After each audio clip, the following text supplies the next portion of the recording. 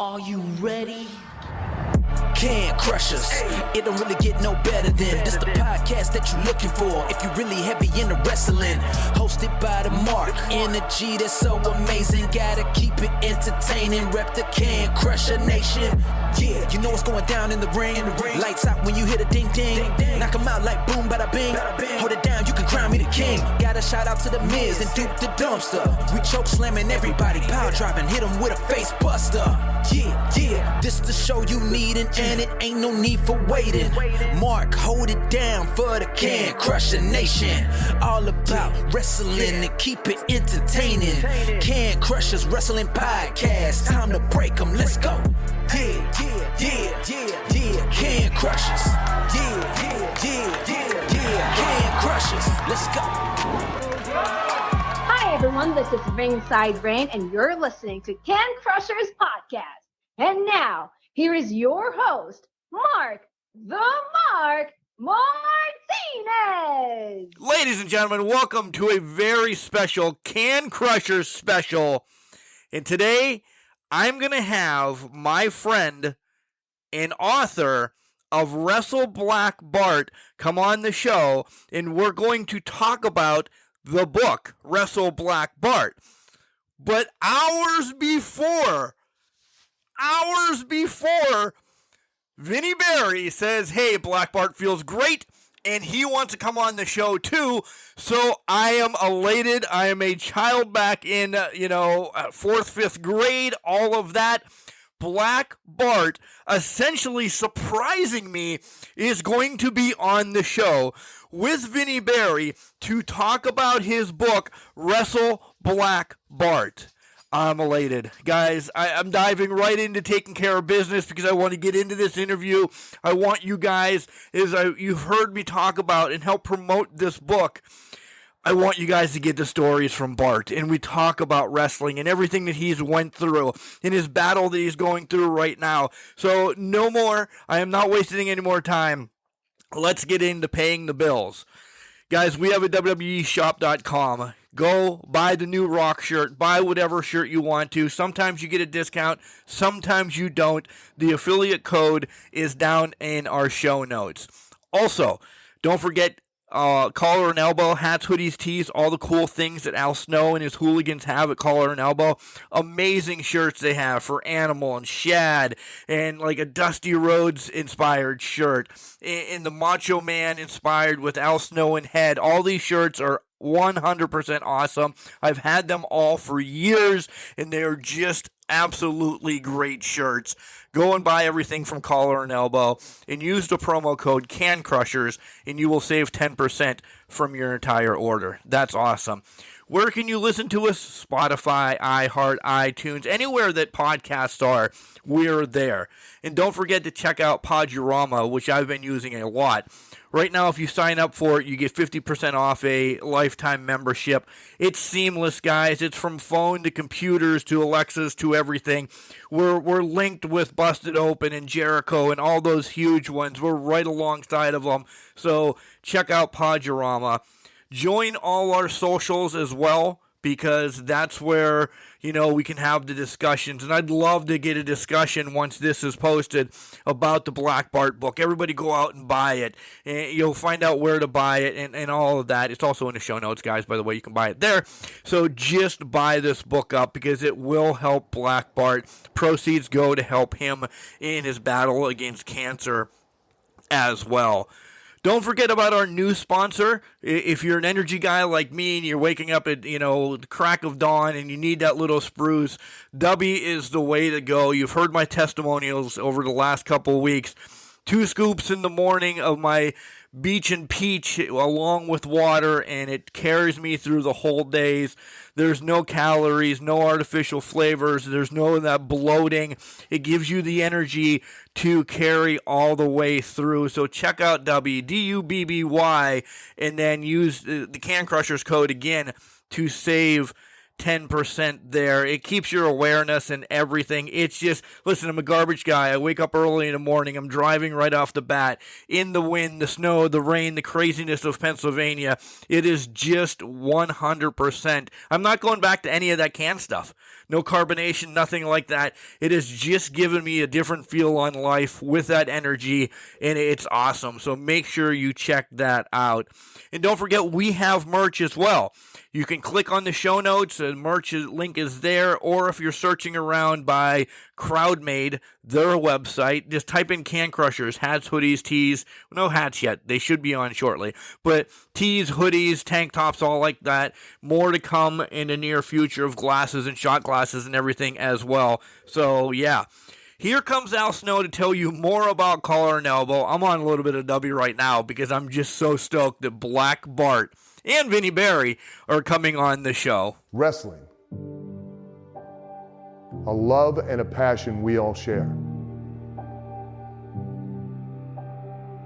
I've started a wrestling brand. The wrestling brand. A brand founded on the aspects of wrestling.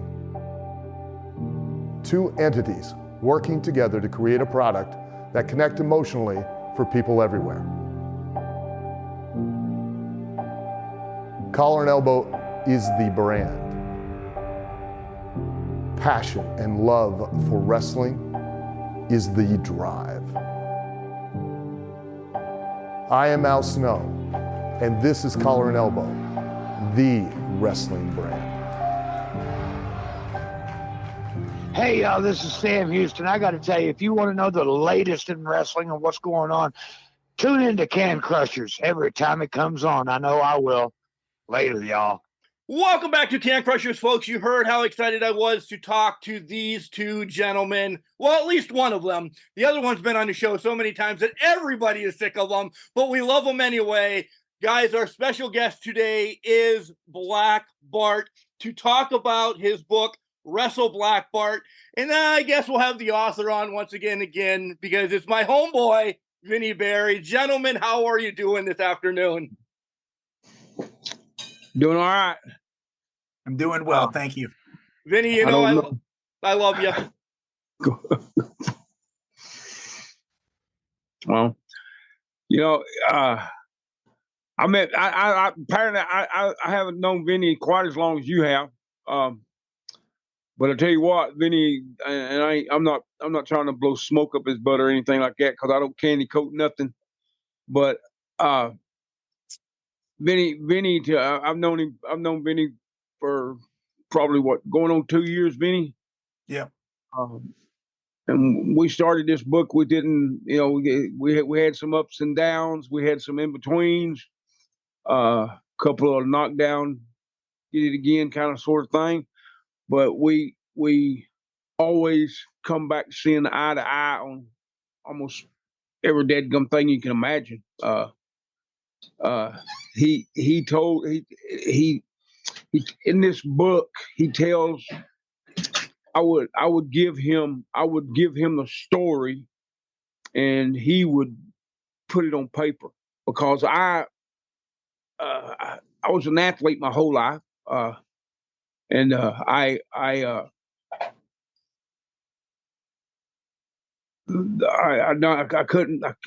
couldn't word stuff right. There's no way I could put the periods where the periods meet and the B and the question marks and all that.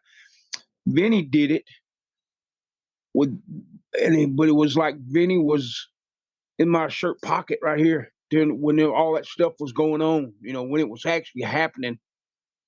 Once he put it on paper, he sounded, acted just like Black Bart. And that, to me, and it comes across in the book. I mean, it comes across in the book, more especially to the guys that have been there and done that. Okay. And it's parts of it, and it's my memories, it's my recollect, it's my stories, my life. And Vinny done it Vinny, oh man, if he was playing a character, he could play Black Bart anytime he wants to. anytime he wants to. It's kind of like Dusty Rhodes. He does Dusty Rhodes really, really good. He does Black Bart really well. Trust me. Now see, I'm hogging time. The book to me was something I never thought that I would be able to accomplish because of my not my upbringing, my education. My education as far as spelling words and putting it on paper, I didn't possess. And with Vinny, now I possess that. I can put it on. With Vinny, I can put it on paper and I can get it out there. And to me, the book was a part. It's like winning. I wanted to see that box of books sitting in front of me. It said, "That's my book," And to me, it's like winning. It's like winning a world championship. To me, it was an accomplishment. It's like accomplishment to me was one of my goals in wrestling was to wrestle in Madison Square Gardens. When I got to Madison Square Gardens, it was a dump. As far as the eye, it was a nightmare. But I wrestled there 8 or 9 times after that first time, and the building means so much to a lot of people. Getting there, wrestling, and being a part of that. And here again, that's kind of like before WrestleMania come along, because now the goal is, I want to wrestle in WrestleMania. I never wrestled at WrestleMania, but I was there on a couple of them. With that being said, it ain't no big deal. The book to me is a big deal, brother. When you look down in that box, and there sits that box full of books of your life. Part of my life is in that book. My life, that is my life. Up to them periods of time that I speak them stories in that book. It is hard. It is hard to even put it in words how you feel, how I feel inside to sit and read this book. I see you said you ain't going to use it, but I don't care. I'm still going to get it in there one more time. Right. This is my book that I'm so proud of.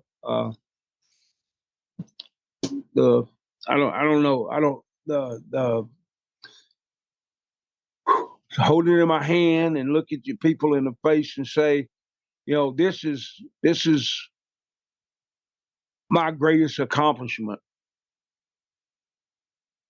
That's shortcoming, because the way I feel in my heart about this book, it can't be put down. It can't be.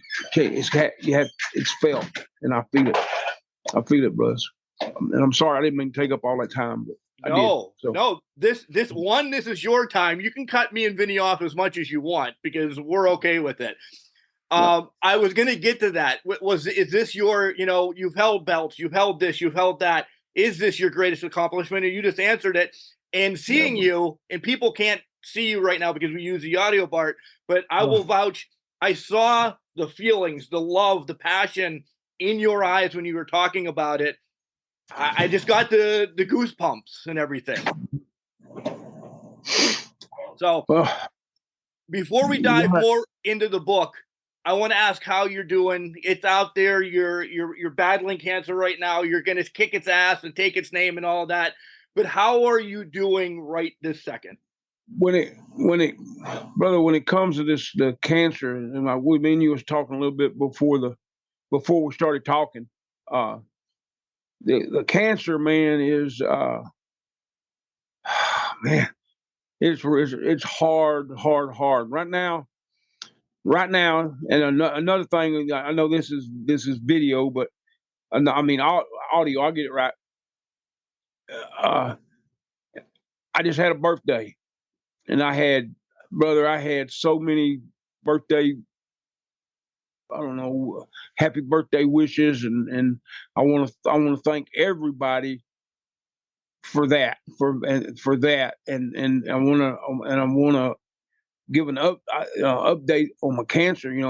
I've been through about 15 chemo sessions, but now now I'm having to take chemo pills, 4 of them in the morning, and 4 in the afternoon. That's 8 a day of chemo pills. That chemo's that brother. That stuff is bad to the bone. But look what it's attacking. It's attacking something that is eating your body, eating and taking away and it's something to fight it with. And then they throw radiation in there. Now, when you're taking radiation, I'm doing radiation Monday through Friday, every day. Monday through Friday, every stinking day. I go lay on I call it the torture rack, and get stretched by 3 or 4 girls. You bare your whole butt. My whole bottom is bare. And the pooing, the pooing to me is one of the major parts, and I don't want.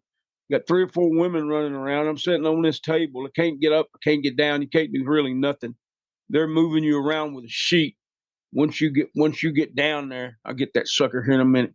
Once you get down there on that table, brother, you're pretty much in their hands. I mean, and they had to literally just pick me up off that table. It hurts that bad. But somebody would come up with an ideal about making that more comfortable, trying to figure out a way to make that table more. That table is rough, brother. And then they throw, the place where I'm having my treatments done. I can't have them there, and that's in Weatherford. I can't have them there. I got to drive instead of 30 miles a day. I got a trip. Now I got to drive 100 miles a day, God. which is getting, it's on an old man. Now, when I was in my prime, I do that in one day, but not now. And then you throw the chemo in there, and you throw the radiation in there, and brother, it's rough. I mean, I don't even want to see the inside of my van, because of it hurts. It hurts to just sit in the seat, and here again, it's where mine is at too. Mine is in my rectal. I got rectal cancer, and it sent cancer and attacked my liver. And that's why it's stage 4. But like I said, the treatment, and I'm almost through with the radiation. I've got 8 more sessions, which is 1 week and 3 days. And then I'm hopefully I'm done, and I go from that. I go from a CAT scan, or MRI CAT scan. It's a special scan or something that they have to do on me to find my cancer. They have to do the special one on me, and hopefully it's shrunk it even more. That's our goal, and our goal is not to have the surgery. Okay, but if I have to have the surgery is 10-hour surgery, under for 10 hours, and that's as everything goes smooth. If we have to have the surgery, they're going to go in. They're going to cut out my rectum. They're going to cut out my bladder. They're going to cut out my prostrates, and I'll pretty much be on a pee bag and a poop bag for the rest of my life. And the guy that I talked to, the guy that's going to do the doctor that's going to do the poo bag and the pee bag he told me it would be his last option. And I feel the same way. It's the last thing that I got to fight this with, and if that's the last thing I got, yes, I'm gonna do it. And me and brother was talking before, when your number's up, yeah, it don't matter. Brothers and sisters, it don't matter. And It don't matter if you Black Bart or if you're Joe Blow or you're Ric Flair or you're Hulk Hogan or whoever you are or whatever you are. You come into this world butt naked and you go out butt naked. And you know, Yeah. Brother, I was just listening to my pastor. He said my pastor said my bags are packed. I'm ready to go. Whenever you get ready to call me home, I'm coming home. Very right. But Bart, I'll tell you this: you have been a gracious champion going through all this ever since that. We found out that you were diagnosed, and right now I'm just going to ask for everybody who's listening, please pray for Bart, and just I'm a big believer in prayer. Pray for Bart. Pray for his health. Pray for restoration, and I really do believe he's going to walk through this and get to the other side and encourage a lot of people who are dealing with this too. I really was taken back. It was an honor for me to work on this story. Never in a million years would I would have thought a 15-year-old kid, reading the magazines of reading about Florida, reading about Lord of the Rings, reading about Dusty Rhodes and Kevin Sullivan and Black Bart and Wyndham's, and I never in a million years would I thought that I'd ever write Black Bart's book. You guys are reading my notes exactly, and I'm not even holding them up because I was just going to ask you, Vinny, how was it to work with Black Bart? Because I want to go kind of into the book a little bit. And Black Bart, let me tell you, when you were beating the snot out of Sam Houston, and we have some parts of it in the book, I hated you. I absolutely hated you because Sam Houston was the goody two-shoes, the boy, the this, the that, and one of my mother's favorite wrestlers. So, me being the good boy, I have to like Sam too. Sure. But now as an older guy, understanding, holy moly, you two had chemistry. Can you talk a little bit about Sam? Sam, Sam was when I was Hangman Rick Harris in the Louisiana territory. Sam dad, which was Grizzly Smith, he was a booker, and Sam, when I first met Sam, was out on the highway. When the guys break down, you call Grizz, and Grizz would call Sam. Sam come out and fix your vehicle, and going down the road you go, and you make a shot. And a couple of years later, here the kid comes and he's wrestling now, for me at the time, Sam was a godsend because we needed someone, and we called him white meat, and that's what we called him, white meat. I mean, that's what and they were brought in to get a heel over, and Sam was brought in to but we wound up getting each other over. You know what I'm saying? And the matches become so deadgum good, and they didn't look choreographed. And that was one of the things that we strive for back then, is not to let them catch you with saucing, and not to let them catch you talking, and not to let them catch you exposing the business. Because back then, if you done that, you was fired. Now it's okay, I guess. But we had a little bit of we had respect, and we had honor for the business. And Sam Houston was become, every night that we wrestled him, I wrestled him, and I don't know if y'all we had a ranking of the baby faces, and the ranking of the baby faces started with Dusty Rhodes, Ricky Steamboat, in the top two baby faces. Yep. And then everybody else fell underneath them. Well, I placed Sam right there, number 3 in my book. You can't come on, buddy. Come on. You can't You can't. It's hard to grade. It's hard to grade good talent now because of the style they're doing now. It's not a heel babyface thing.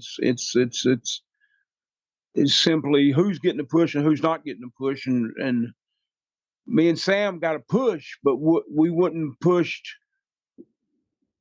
Some people may say we was pushed right out the door because we was getting over too good. We was getting over too well. We was. Some Saturday mornings, you guys were stealing the show week in and week out, week in, week out. With the Crockett's, they were just like, look at this, look at this. You guys were eating up. And for me, it was amazing. I don't know what other people thought of just, 30 to 40 minutes matches and clips. And I understand what you're saying. You were too good. The Rock and Roll Express wasn't getting on. The Midnight Express wasn't getting on because you and Sam were that Saturday morning show. Yeah. And one of the boy, you just run across some names that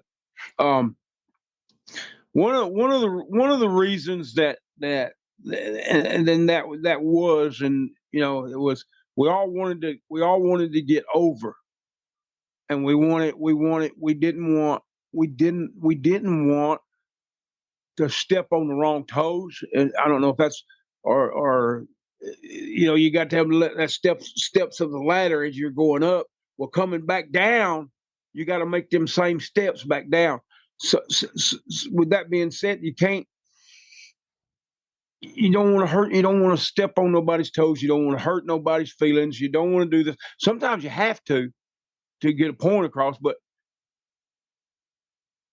it was just kind of shuffled aside, and yeah. Vinny, you were go ahead, raising your hand like you're in school. Go ahead. Well, I was gonna ask you, what was it in the book that maybe grabbed your interest, or what was it that you really latched on to? Like, wow, man, I can't wait to finish this book. Well, first and foremost, it's that you wrote it, and I will continue to put you over. You're my favorite writer. I love you. We'll get that out of the way.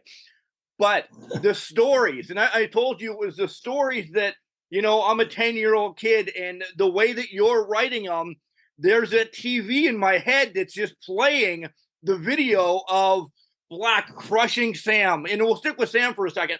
Crushing Sam on the ropes, or when we get into the one I really want to talk about, the Scott Casey feud, just a disgust of Black Bart riding that mule, just being, I see your face on that mule, and I'm picturing all these.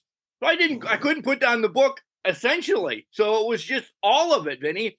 But my favorite part of the book, and Bart, I think you know where I'm coming, because a little bit what we said prior to hitting record, and I want to give you your dues to talk about this part. It is your final thoughts, and the part where you put in the Psalms and the verses. Listen, I've talked to you at a WrestleCade before, and I want to talk about that in a second. But once you put those Psalms and everything in, man, I don't care if you go out and kill my next door neighbor. I love you because of what you just did. That just meant so much to me that you opened up in your book like that and explained what the passages of the Bible and everything meant to you. Man, some things are. I want to use it. Vinny, can you help me out? I want to choose. I think when we got to that part of the book, and both of us, you got to understand, when we worked on this book, we talked about this book. There's a difference between this book and Lance's book. I probably have about 40 hours on Lance. We talked for about a half an hour, maybe an hour every Sunday over a year and a half. Okay. It was not the case.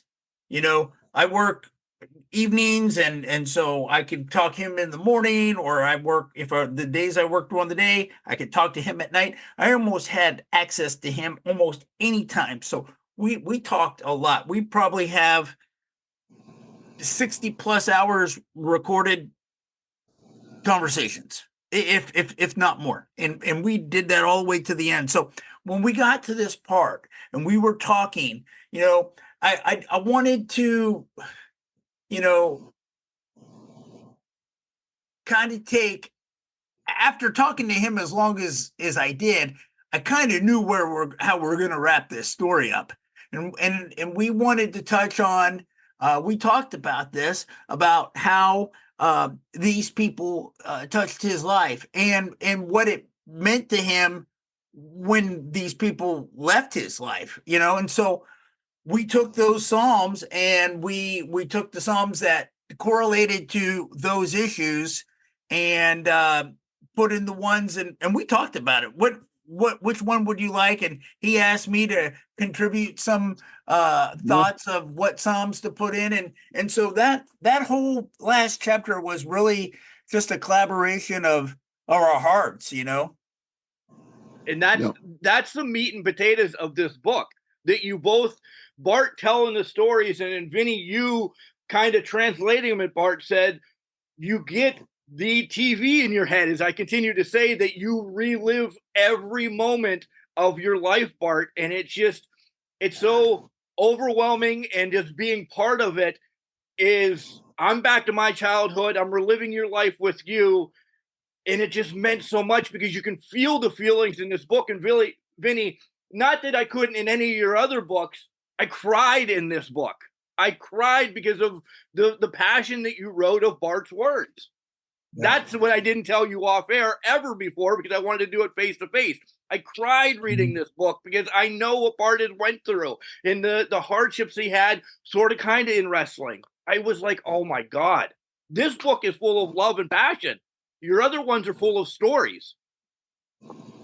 Yeah, and I'll say something too. I have a good friend of mine. His name is Cole Dankla, and he's read all my work. He reads, and he does some writing too, and I'll read his work too. But he told me when he read this, he says, "I don't know how you did it, but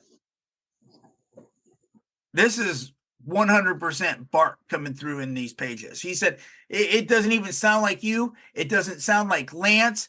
And it doesn't sound like the style that you wrote in your short stories. He says, he handed me a really nice compliment. It was like a lot of writers have difficulties with that. He said, but this is Bart 100% right here. And he never even met Bart. He never even saw Bart wrestle. Wow. So let's bounce to a couple stories in it real quick without giving the meat and potatoes away. Bart, I said I met you a few years ago at WrestleCade, and it was a WCCW panel that was up there. Still my favorite one. And with the Iron Claw movie out, that's hot right now, yada, yada, yada. you kind of, and it was echoed across the whole panel that it was rough working with the Von Erichs, and you wrote a little bit about it, and I don't want you burying them or anything like that, but why was that? Well, I want to get the right one. You were talking about the one, we was off on stage, and it was like 14 or 15 of us. Yep. I was the last one. Yes. Rick Manning and me. Yep. And I went down the board. They all went down from, and they finally got me. Yeah. And I said, I've never been able to candy coat anything, brother. And I stayed, but I stayed. The first part of it was I stayed with it. I'm Black Bart. Like, y'all don't know I'm Black Bart, but I'm Black Bart. And I wrestled, Kevin Von Erich, and I was the 86 world heavyweight champion, WCCW, blah, blah, blah, blah. And I said, wait a minute. No. I said, we don't work for these SOBs no more. We don't have to protect them. We don't have to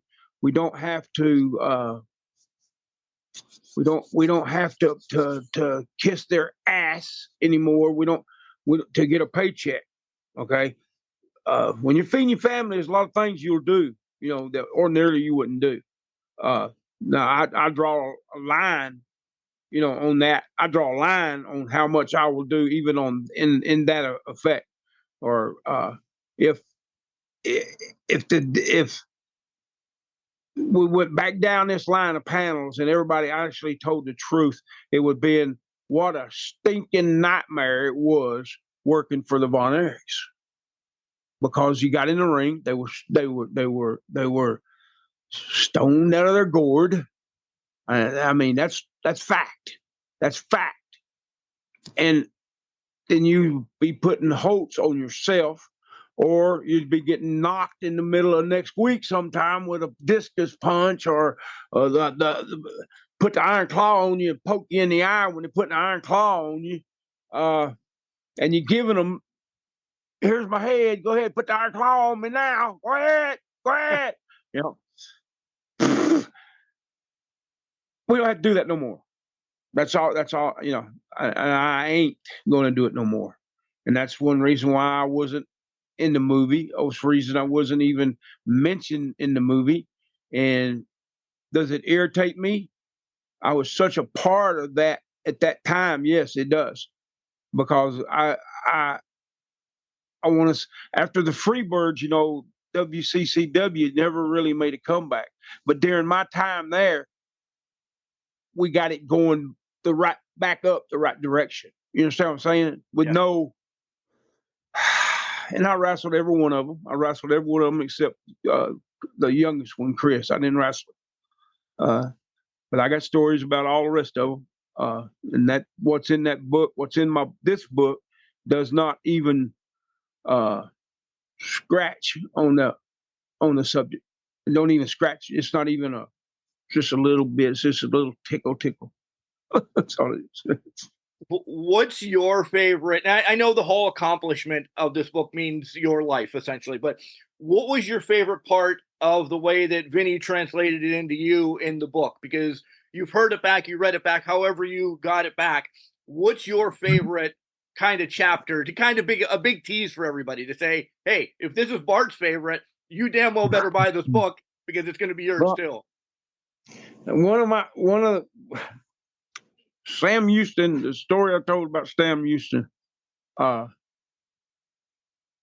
wife busted out laughing on that one, brother, and she's hard. She's hard. She busted out on that one. And then I guess the most heartfelt one would be Brody. I've touched on Brody a little bit in the book. Yeah, Brody's always a great, right? Vinny, I have a question for you. Yes. What about the contrast of writing about world class and like the many other territories that the Bart was in his career? Well, I felt very comfortable writing about world class. You live there. So I lived there. I watched the product, all the research I'd done on Lance's book. I felt very comfortable, but going into the other territories, there was really a sense of, man, that's why I sought out, other wrestlers like, Sam Houston and Dennis Brown, right? Denny Brown and reached out and tried to, just talk to as many people as I could to get, even talk to Kevin Sullivan for a little bit, just to try to get a perspective of that, right? To get more information from different people's perspective. So like I said, I felt comfortable with writing about world class. It was almost like I was there. It kind of, with all the time that I've spent researching it and watching it and just talking to those people in that company, that's what it felt like to me. I will say something about the Bruiser Brody story, which was a wonderful compliment from my friend Cole that reads my work. He said to me, man, if you ever are applying for some kind of a writing job, submit chapter 25. Yeah. And I said, well, golly, I hope I hope the book's good enough for people to get to chapter 25 because there's 24 more. If they don't get to 25, Vinny, I don't know. They didn't buy the book. And I hate to say it like that because there's times, and I told you, fourth wall down real quick. Normally I get Vinny's book and I read it in the weekend. Well, it's basketball season, playoffs, I'm on the radio. So I had to do this. I had to do this in sections. And it broke my heart putting it down. Vinny, you've heard me say this before, that I would just put myself in the podcast room. The family would be like shoving food through the windows or the doors as I'm reading this book. And it was hard to put this down because I had a basketball game or I had a this, I had a that. It's that type of book again. Once you pick it up, you're not going to want to put it down. Yeah. Vinny asked me, he said, what is my expectations of the book? Help me out, Vinny. Expectations. Your goals. Expectations. Yeah. I told him, I said, I wanted to be the number one seller in New York City. Go big or go home, right? Number one, go big or go home. Yeah, I wanted to go through the roof. I wanted to bust the roof. I was wrestling Blackjack Mulligan in Sundome in Tampa. It's got an inflatable roof.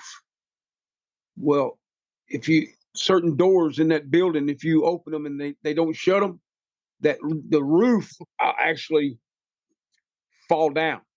It won't fall all the way. You can still go. But the roof will fall. It ain't somebody about 10 minutes in the match, somebody opens up one of them doors and don't shut it. Oh. And we actually bring the roof down. Oh, God. Yeah. We brought the roof. I want to raise that roof back up with that book. That's what I want that book to do.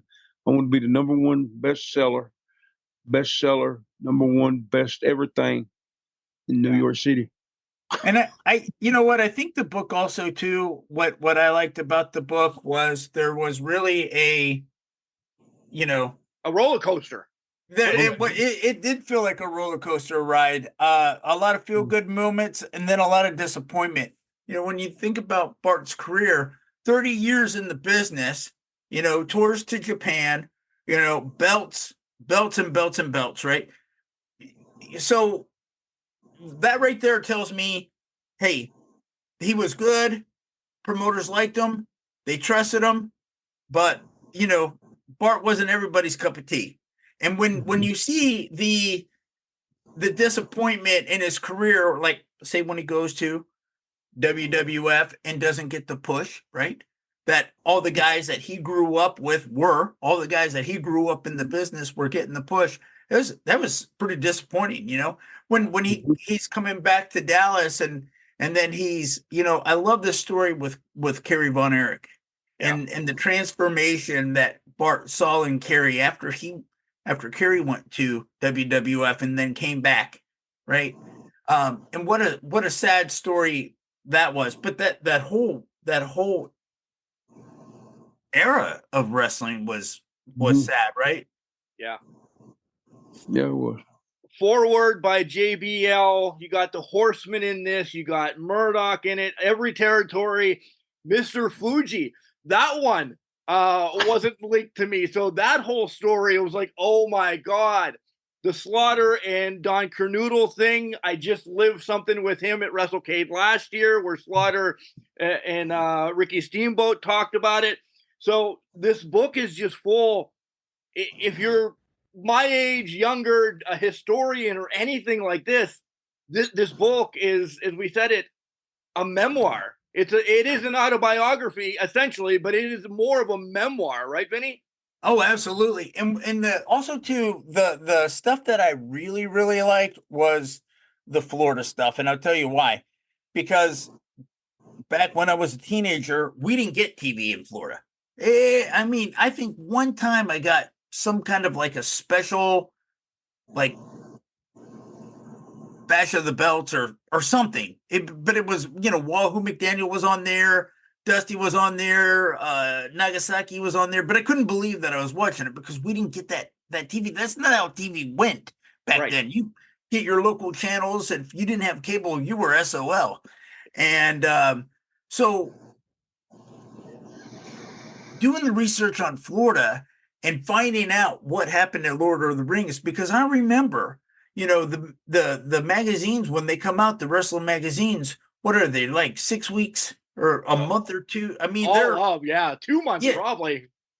Yeah. And so here, you're going along in the summer, and then from one issue, you're seeing Dusty Rhodes beat up Kevin Sullivan, and the next issue he's in the Carolinas. It was like, what the heck just happened? And finding out that there was a fallout of Lord of the Rings, got different stories on that.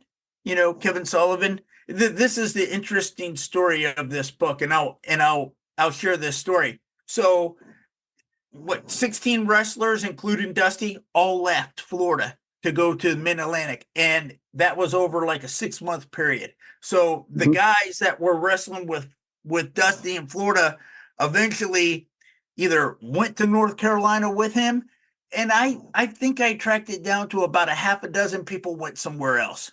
But a majority of that 16 people went to the Carolinas. What was so interesting about this was that Bart and the wrestlers that he spoke with and Denny Brown, they all said, yeah, it was a money issue. It was a money issue about how we got paid on Lord of the Rings. Talked to Kevin Sullivan. Kevin Sullivan said, hey, I got paid very well. It wasn't about money at all. I don't know what those guys got paid, but I got paid well, had nothing to do with money. I said, well, why do you think that many people left? He goes, well, Hiro Masuda was the one that did the payoffs in the office for Eddie Graham, and Dusty and Hiro Masada had a falling out. Okay. What did they have a falling out if he was the payoff guy? Right. Yeah, I mean, I don't know, but if it looks like a duck, and so what was so interesting is, though, if you're reading the magazines and you're not in Florida, you're oblivious to all that. And so this book will really help paint the picture in some of these territories that back then, if you were an avid wrestling fan and only got to watch what was in your local area, this book is definitely going to take you into world class, Mid-South, Mid-Atlantic, Southeast Championship Wrestling, Florida, WWF. I mean, it's really going to take you into places where it's like, wow, I had no clue. Yeah, what the hell was going on back then? Yeah, absolutely. Yeah. So I have like one more question, then we'll pump up the book where you can buy it and all that. And we kind of him-hawed around. Bart, how much wrestling do you watch today? Do you spend a lot of time watching wrestling, or it's like it's rough to watch? Brother, it's hard. It's hard for me to watch because I did have cable and all. I had all the, and I could fast forward. I could record, and I could pretty much pick and choose whatever I wanted to watch. But now we couldn't afford it, so the cable got ixnayed, and now I'm on this straight regular channel with this whatever the TV gives you, and we got one I think it's Spectrum. But anyway, in other words, now I can watch. I can't fast forward. I can't do none of that. I can't record. I can't do none of that crap. Only thing I can do is sit and watch the program as it's played. And that's horrible sometimes. I'll throw that out there because it's horrible sometimes. And I said, what gets me now is it's so, oh God. Back in our day, Dusty Rhodes walked up and said, Bart, I want Bass over. Yes, sir. Yes, sir. And that was the end of it. We go to the ring, put Bass over, and that was it. It was on the heel. It was on the heel to call the whole damn match. All right, the whole match was on the heel. And now they get there, if you're supposed to be there, say at 7 o'clock, they get there at noon, and they find out who they're wrestling. They get back in the back of the building, and they sit there and choreograph a match from A to B. That we start with this, we end with this. Here's the finish. And that ain't the way wrestling's supposed to be, brothers. That ain't. And when I see Roman Reigns on the top rope with 30 guys out there, and he jumps on the first 2 or 3 of them, I can see going down, right? But no, he knocks down 30 guys like bowling pins, pop, and they all poof, poof, poof, poof, poof, like dominoes. You understand what I'm saying? Yep. That is so. To me, that ain't wrestling. Right? Wrestling is you get in there and you take an ass whooping, you give an ass whooping. Some guys, if they hit hard. Some guys didn't hit hard. You try to return the favor. But if you couldn't return the favor, you was protecting the business by go ahead and hitting hard. You don't stand up there. You don't choreograph a match. You call it in the ring. And there's not. I love The Rock because I held The Rock in my hands when he was a little bitty baby. I mean, he just a little bitty baby, and give him back to his mama and didn't think nothing of that. Me and Rocky was good friends after he beat the living piss out of me. Well, he didn't do it. He had his guy do it. Anyway. Which is in the book. And Vinny will tell you, brother, I'll go off. I'll go this way and that way and this way, but it's all to get back around to the same dadgum thing, which is this, that no, I don't sit here and watch wrestling as to say to watch wrestling. I try to keep up with what's going on, and I know Rock's coming in and Rock's going to do this. What the hell? Why does Rock need to? What does Rock need to have to wrestle? He doesn't. How much money can you make? Right. He owns a football team, right? Yeah, at least one. And I don't want to make this about the Rock or anything like that, but that gummit Rock, save your body, brother. Save your body. I don't know. Yeah. It ain't worth no amount of money if you're in a damn wheelchair and you can't walk. If you can't hold your own wee to pee, it ain't worth it. But anyway, I tell you what it is I like about, the wrestling that I grew up on compared to, today's product is, today's product is a little predictable and it's a little forced, where back in the day it was just like, I mean, you kind of suspected something might happen, but then you'd like, the way it would unfold, it was just like, wow, you were just so amazed. You couldn't believe it. I love independent wrestling. I go to a lot of independent wrestling shows. I do watch NXT. I watch OVW, a little bit of WWE, but not much. And I guess what, the thing on that is that to me, the independent wrestling really does remind me a lot of the territory days, and seeing these people, because I have a really hard time, Logan Paul, I have a hard time accepting that, I have a hard time accepting Rey Mysterio going over those three giants in that 4-way match. Roman, that guy, Paul, brother. What? Okay, you had to be in the business 10, 15 stinking years before you'd even get mentioned going to WWF.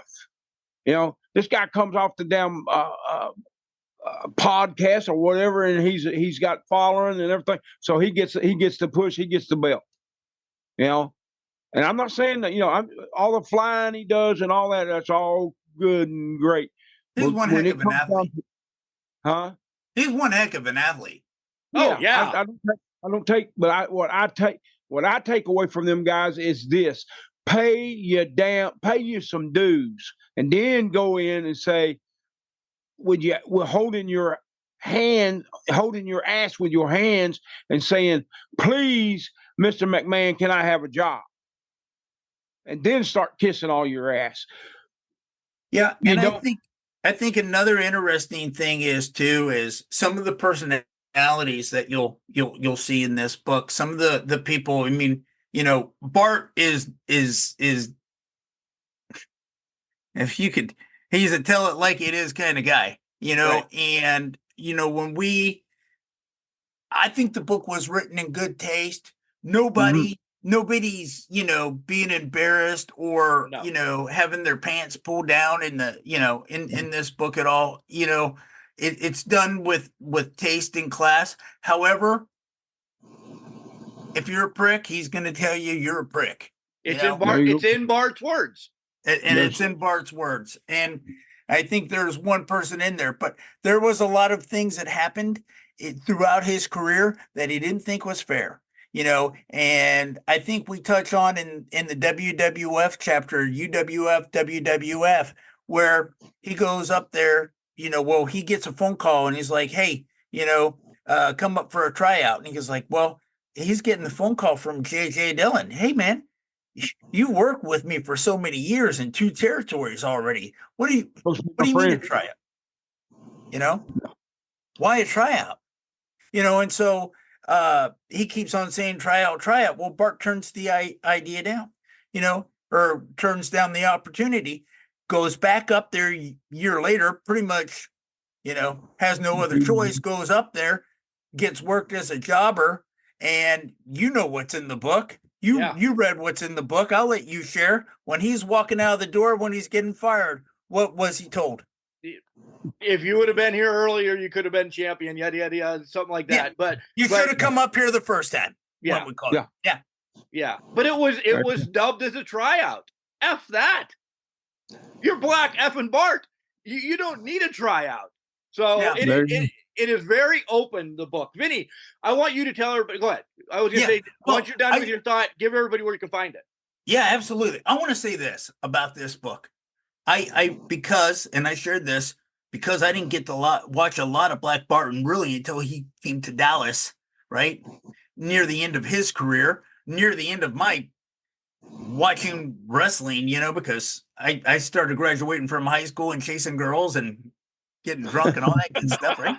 So, but I'll tell you this. I had no idea his career was the way that it was. He was a top guy. He was on the, he's either on the bottom or in the middle or on the top. I mean, and a lot of these guys in wrestling, they gradually pop, and go, they come from the bottom, they go through the middle, and they go to the top. They stay there. They either get out of the business, get people over, used in different ways. That wasn't the case for Bart. You look at a 30-year career of all over the place. Top guy, mid guy, bottom guy, top guy, mid guy, bottom guy. And it's like, there's a lot of history that goes with that. Let me tell you this is one of the toughest dudes that I've ever met. And not just in the wrestling business, but what he's dealing with now.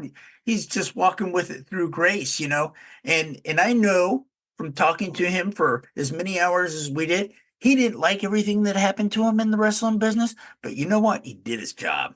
It's in the book. That exactly is what you just said is in this book. He had to, and Bart made reference of it. Sometimes you have to take care of the family. He didn't want to, and listen, I'm very open, Bart, the way I talk. He didn't want to get shit on, but he knew he had to get shit on to take care of the family. It's in this freaking book. That's why I said I cried. I felt the emotion and everything. As Vinny keeps saying, that roller coaster is just, it's unbelievable. Yeah. And you can get the book at WrestleVille.com, my website, WrestleVille.com. You can get signed copies there. We also sell it on Amazon. You can't get a signed copy there. Okay. But go to WrestleVille.com. Check out the book. I also have the Lance book on there. Got a couple other books on there. But I really think that if you're a wrestling fan of any era, you're going to love this book. Matter of fact, I got a couple I got a couple fans sent me in some things that they had talked about, and people that read the book. And while I'm here, I'll just share just a couple of reads of what readers had said about the book, which kind of really took me off guard. It says, I've read the book in 3 days and I liked it a lot. It came across to me in a good, unique way. It told Bart's career, but in a more personal way than other books. It shares Bart's heart while sharing his career. I would recommend this wholeheartedly to anyone, especially to those who enjoyed his career. And one more. Got Black Bart's book this past weekend. Vincent Berry did it again. Lance by Chance was one of the most detailed, best books I've ever read on world-class championship wrestling. His new book with Black Bart, Wrestle Black Bart, is another classic, and it covers every major territory from the 80s.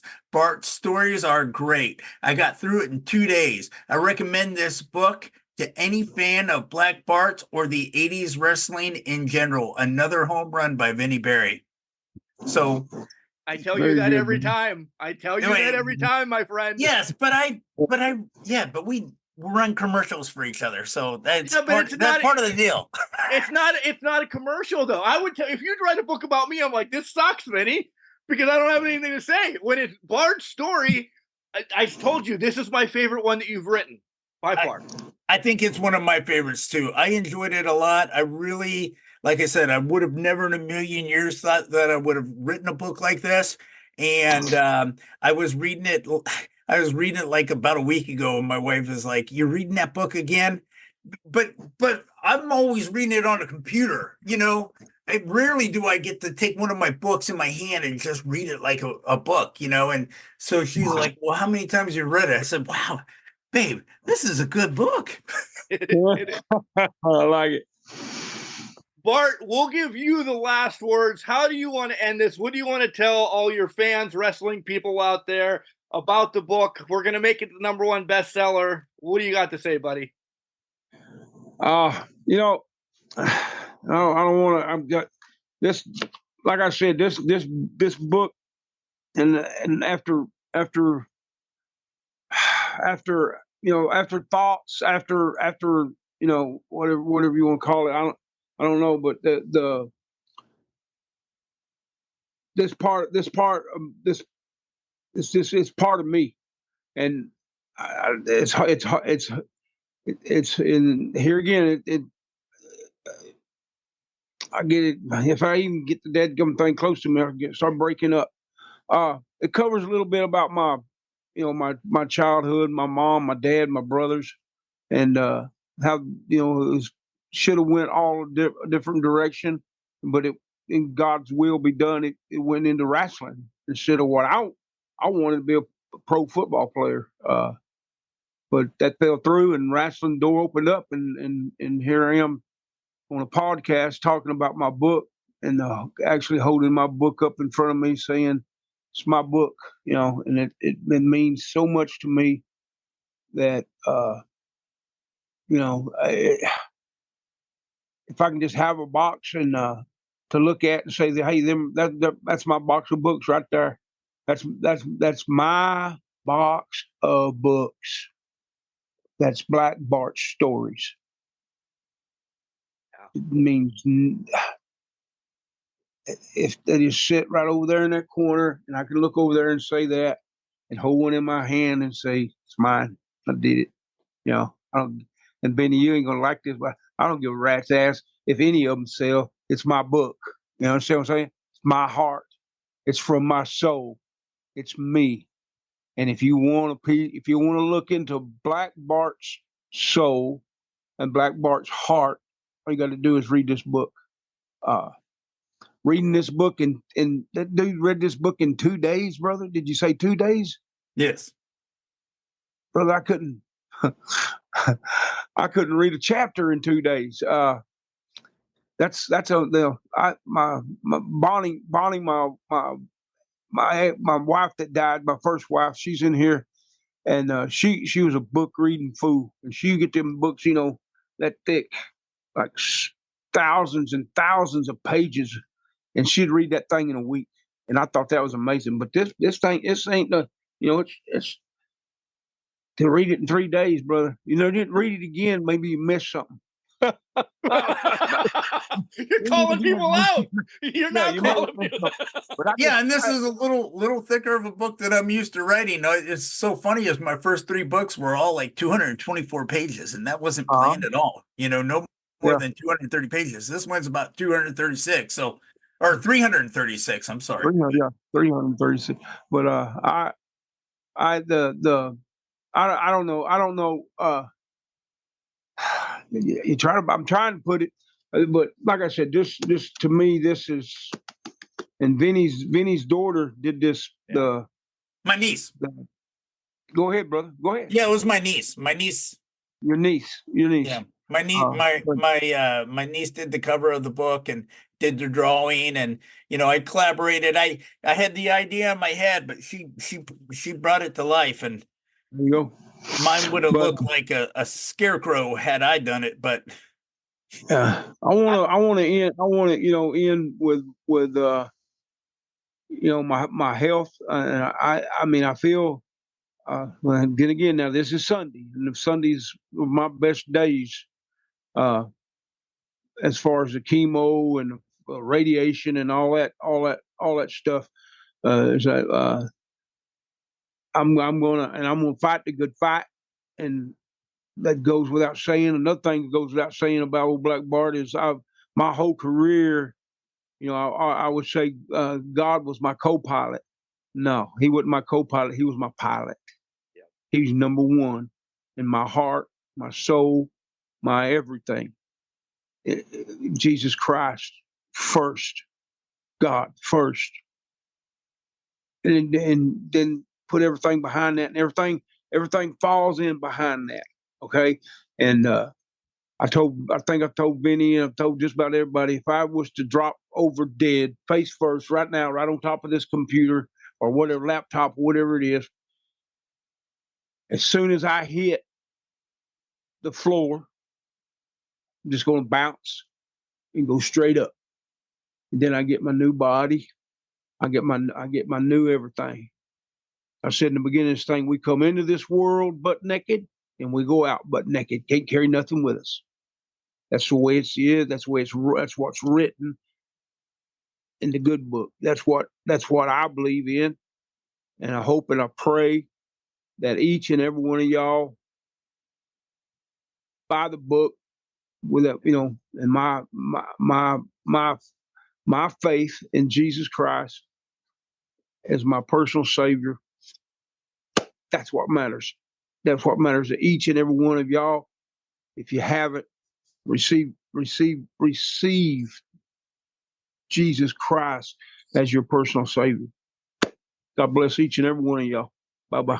Agreed. Guys, thank you for coming on. Bart, Vinny, I love you. We'll talk again real soon. This has been a pleasure, Bart. Thank you for coming on. Thank you for having me, brother. Thank you, Vinny. Yeah, thank you. Thank you. Yes, sir. This is B. Brian Blair asking you to turn into the Can Crushers podcast, or you're going to get stung. Ladies and gentlemen, what an amazing interview with Black Bart and Vinny Berry, talking about Black Bart's career, the book, just everything in general, his health.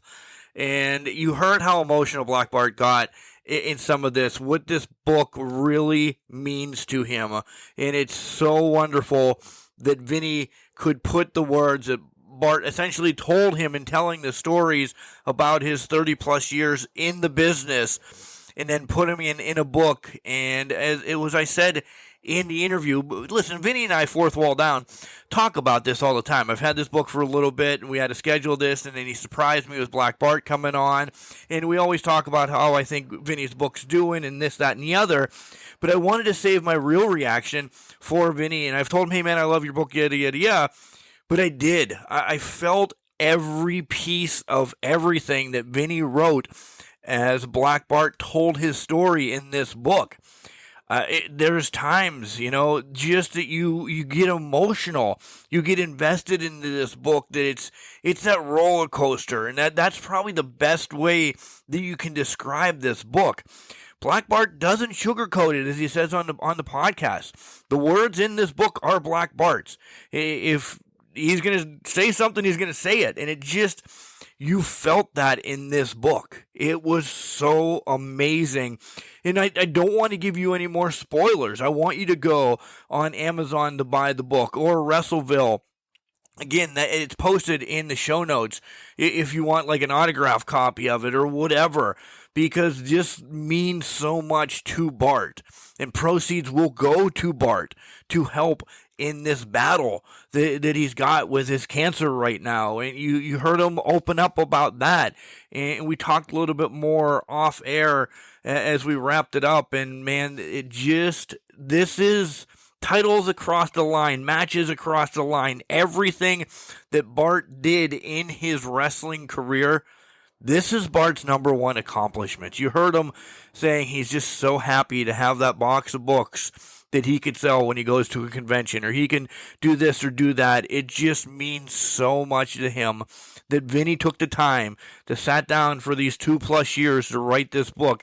Now Bart being able to, when he feels good, to come on a podcast to help promote this and do so much. Man, I thank both of them. I always thank Vinny, but I really, Bart, if you're listening to this one more time, man, I thank you for coming on and gracing us here on Can Crushers, for you to come on and just talk and tell your story about all of this. Vinny and I could have not done the justice that you did coming on the show and just expressing in your own words.